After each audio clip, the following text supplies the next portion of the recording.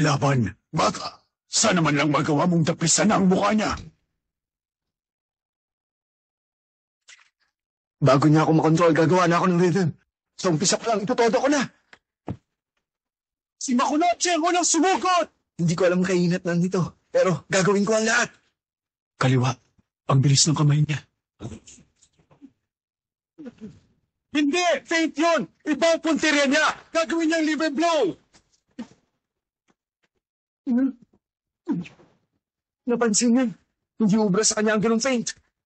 Magandang ginawa mo, bata. Huwag mong babaguhin ang bilis mo para ma-pressure ang champion. Kung hindi ko siya matatamaan sa baba, gilid na atakin ko. Nagsimula nito mo lang ulo niya. Parang may isang totoong match. Gumagamit siya ng peekaboo style para makagawa siya ng malakas na step. Ginagawa rin yun ni Mike Tyson. Sigurado akong may tinatago siyang lakas. Sigurado akong isa siyang magaling na sparring partner. Kung tuloy-tuloy akong susunto, siguradong tatamaan siya. Kapag tinamaan ko siya, makakagawa na ako ng rhythm. One, two,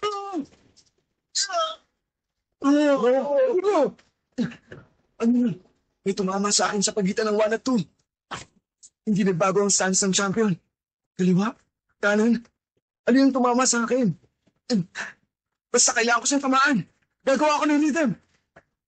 Hinahan ka. Hinahan ka. Tandaan mo, Ipo. Iwasan mo ang kaliwa ng kalaban. At lumapit ka sa dibdib niya. Inumaan na naman siya. O kami namaliit niya ang kaliwa ng champion. Bigla na lang lumaki ang gloves niya. Hindi ko makuha ang timing. Hindi ako makalapit. Paano niya nagawa ng ganun lang kadali? Gumagamit ba ng trick ang world champion? Wala siyang trick.